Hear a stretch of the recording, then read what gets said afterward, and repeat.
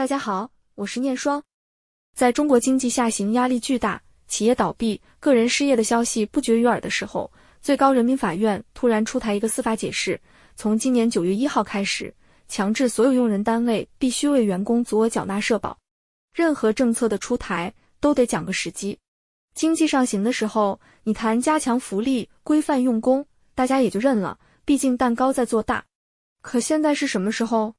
是大量的小微企业在生死线上挣扎，是无数年轻人找不到工作，消费降级成了社会共识。在这个节骨眼上，中共用司法强制力来给企业增加负担，这到底是要干什么呢？很多人第一反应是，这是好事啊，保护劳动者权益。但这个政策最大的冲击对象是谁？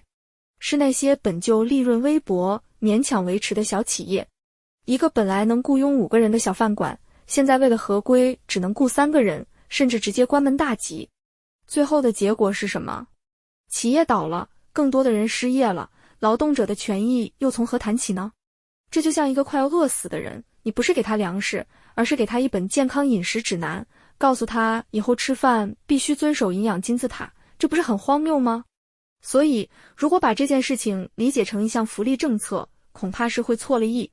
当今的中国，社保的本质已经变成了一种公债和一种税收。什么叫公债？就是国家发行的债务。你今天交社保，等于你买了国家的债，国家承诺你老了以后兑付给你。什么是税收？税收具有强制性，你不能不交。当一个东西变成了强制性的，它就不再是福利，而是一种义务。而为什么在这个时候要强制征收这项社保税？答案简单的可怕，因为政府没钱了，很多地方已经入不敷出，出现了巨大的亏空。而且中国的社保体系采用的是一种现收现付的模式，也就是说，今天年轻人缴纳的钱立刻就被拿去支付给已经退休的老年人，你交的钱根本没有进入你自己的个人账户。这本质上就是当局以信誉为担保，向现在的劳动者强制借钱，去填补过去的窟窿，并承诺在你老了之后再还给你。你说你年轻不想交社保，宁愿把钱拿到手解决眼前的困难，这不行，这是强制的，你没得选。这就引出了一个更让人感到困惑的问题，过去这30-40年，中国经济不是一直在高速增长吗？ GDP 每年8%、10%的往上涨，全世界都找不到第二个，习主席也始终在强调稳中向好呢。按照这个速度，30年的增长，经济总量至少翻了5番。那钱都到哪里去了？为什么今天中国从地方政府到普通家庭都喊着没钱？这是一个必须回答的问题，否则我们无法理解中国当下正在发生的一切。这些凭空蒸发掉的巨额财富其实并没有消失，而是沉淀在了7个巨大的吞噬现金流的无底洞里。第一个，也是最大的一个，就是基础建设。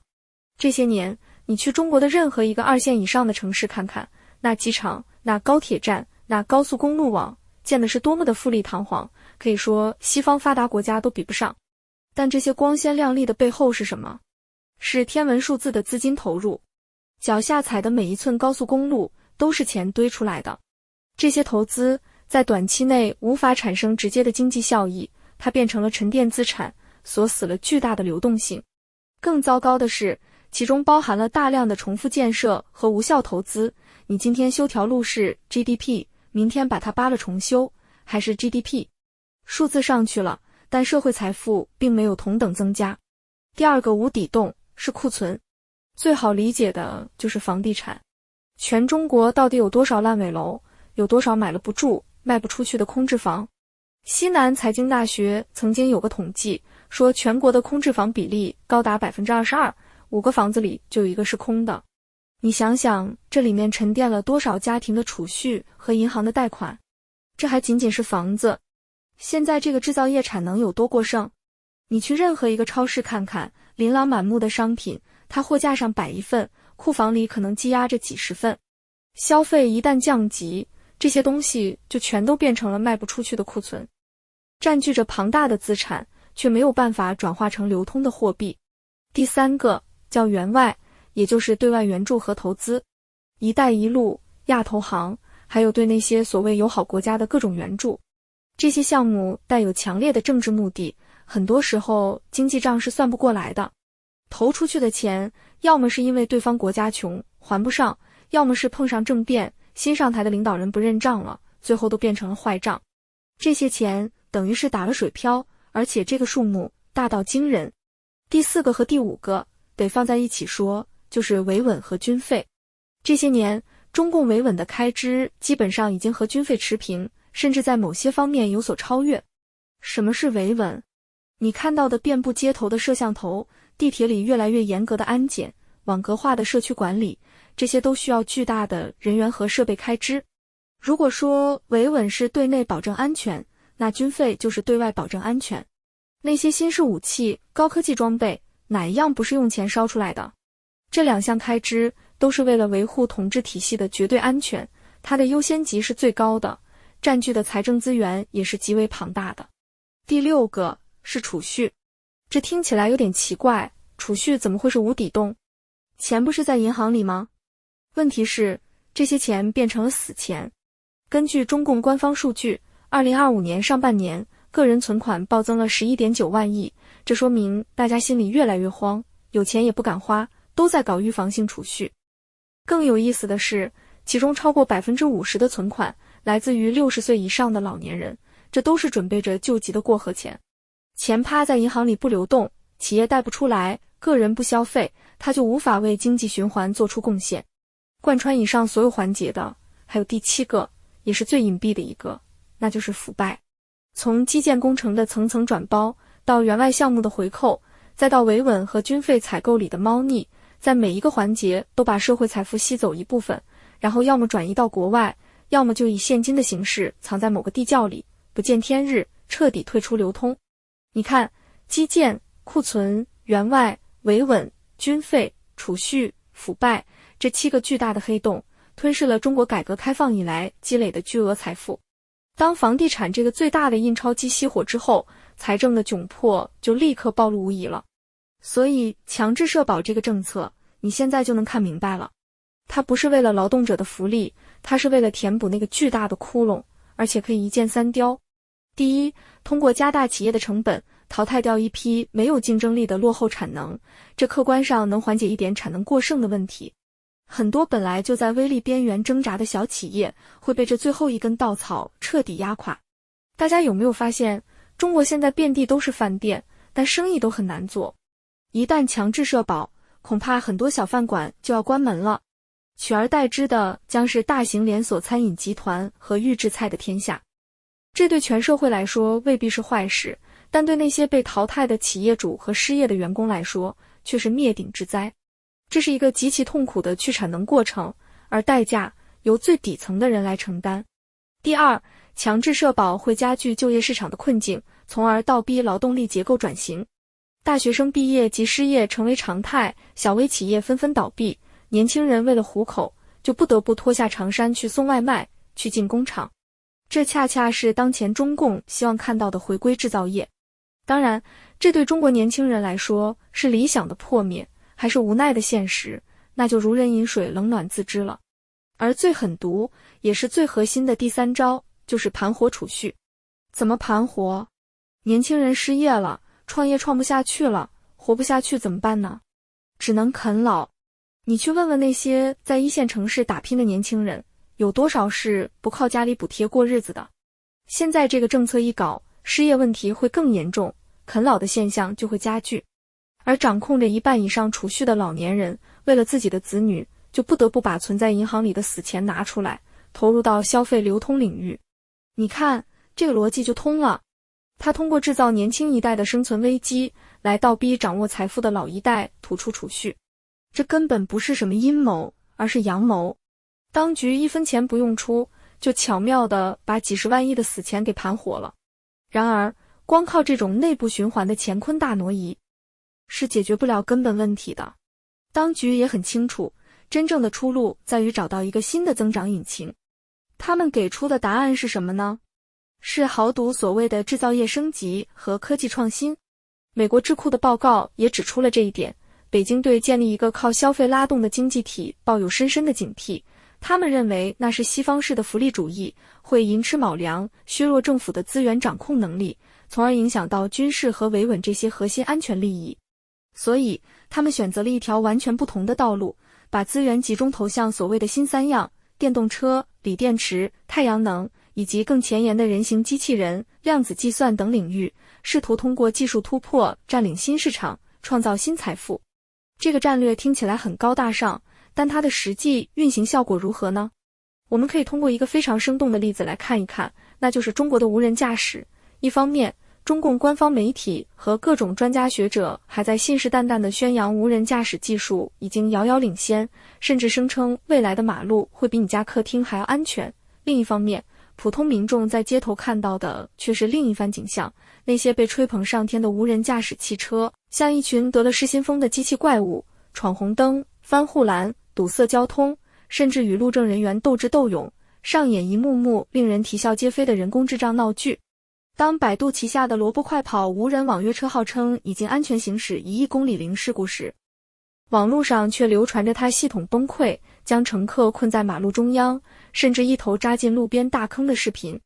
更离谱的是，2辆萝卜车为了抢路权，在路口僵持不下，绿灯不走，堵死几条车道，场面既滑稽又危险。而这份零事故的底气，居然来自于一份霸王条款，一份要求乘客在上车前就必须签署的安全免责协议。协议里清清楚楚写着，由于自动驾驶的软件、硬件或技术水平还无法克服的原因，可能造成交通事故；由于系统质量或设计缺陷，可能引发或加重交通事故；由于网络故障、通讯中断等原因，可能引发车辆失控。最后得出的结论是，你坐了这个车，就等于你已经充分理解了这些风险，并自愿同意承担可能面临的后果。说白了，就是钱他来赚，风险你来担。这才是所谓零事故的真正奥秘，它完全是法律上的流氓手段。我们继续深挖下去，就会发现，中国所谓的自动驾驶技术，其根源几乎都来自于美国的开源项目。比如，一个叫 ROS 的机器人操作系统开发框架，是从斯坦福大学的实验室里走出来的。中国的百度在 ROS 的基础上包装出了自己的阿波罗开源平台，然后国内一大批公司，包括小马智行、文远智行，甚至是早期的华为，都是用这些开源积木搭建起自己的无人车。这就像华为的鸿蒙和安卓的关系，把别人的东西拿来大规模组装优化，然后巧夺天工地包装成自己的自主研发。这种模式的问题在于，几乎没有公司真正把技术消化透彻，只是求快。因为中国的行业环境太卷了，有所谓的政策窗口期，资本热钱只会给那些能最快上路、最快发布新闻的公司。于是就出现了大量半成品上街的笑话。他们严重依赖高精地图，一旦地图过时或者覆盖不足，立刻当场智障。一辆辆人工智能的快递小车在马路上跟路政人员斗智斗勇，被一个简单的路障就逼到系统崩溃。更可怕的是，在这种大跃进式的开发模式下，所有的风险都被转嫁给了普通人。这哪里是技术创新？这简直是把整个社会当成了他们不成熟技术的试验场，把老百姓的命当成了测试数据。海南有位媒体人，就因为说了几句萝卜快跑犯傻，就被百度投诉诽谤侵犯名誉权。你看，解决不了问题，就解决提出问题的人，这套逻辑，他们是掌握得非常熟练的。而且现在中国网络上有一种说法，说一张雅思 7.5 分或8分的成绩单，比中国绝大多数大学的本科毕业证含金量都高。这话听起来很刺耳，但话糙理不糙。为什么？因为雅思8分，马上就能去教别人雅思挣钱，1个月至少1万。而你拿着一个普通的本科毕业证，在中国能找到一个月薪1万的工作吗？很难的啦。一个外部的国际公认的标准化语言考试成绩，它的变现能力和确定性居然超过了中国高等教育体系4年培养的结果。这说明什么？说明这个内部体系的价值正在被严重的侵蚀和怀疑。这种不信任是全方位的。就像很多人会发现，同样是松下、日立的空调，在日本本土买的就比在中国买的那个所谓的中国特供版质量要好得多，噪音更小，用料更扎实。这背后是不同的国家标准、不同的法律要求，以及厂商为了迎合中国特殊的奇葩标准而做出的调整。很多品牌进入中国后，都会推出所谓的中国特供版，在材料、工艺甚至核心技术上都会有所缩水。这也是为什么当年那么多人要疯狂地去日本人肉背电饭煲和智能马桶回来，因为大家心里都明白，同样一个品牌在国内生产和在原产国生产很可能是完全不同的两个东西。这种全社会的信心流失，最终会反映在最核心的经济数据上。根据中共央行的数据，2025年1到8月份，居民部门的新增贷款只有7110亿元，这个数字已经跌回到了2008年的水平。但是你要知道，2025年和2008年是完全没有可比性的。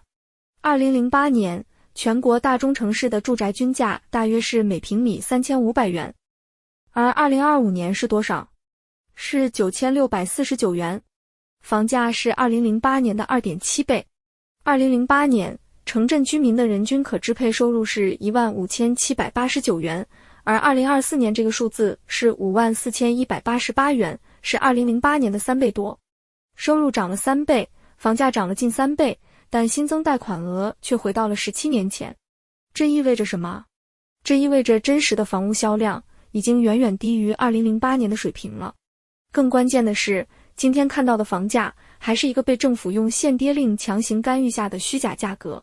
许多1、2线城市规定，新房售价不得低于备案价的 85%， 但市场根本不认这个价，所以开发商只能通过签阴阳合同、送车位、送装修、返现金等各种方式，变相的把价格腰斩。这制造了一个巨大的信息差，统计数据上房价只是温和下跌，但实际的市场体感已经是冰冻3尺。政府之所以要制造这种虚假的稳定，就是为了控制市场崩溃的速度和节奏，防止出现供应链、银行、员工讨薪等多米诺骨牌式的连锁反应。但这种强力干预只是减缓了市场崩溃的速度和节奏，并没有改变萧条的本质。它恰恰扭曲了市场信号，使得所有人都无法做出理性的判断，只能盯着政府的手，而政府还在用那只手强行拖着房价的时候，只要这只手一松开，就会跌得比当年日本还惨。今天的中国实际上已经发生了堪比日本90年代的资产价格泡沫破裂。不过中国面临的困境比当年的日本要复杂和危险得多。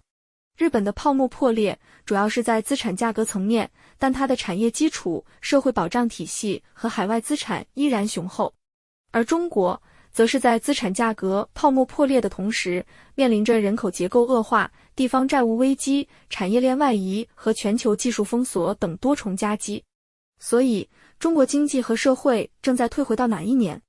很多人说是2008年，我认为这个判断太乐观了。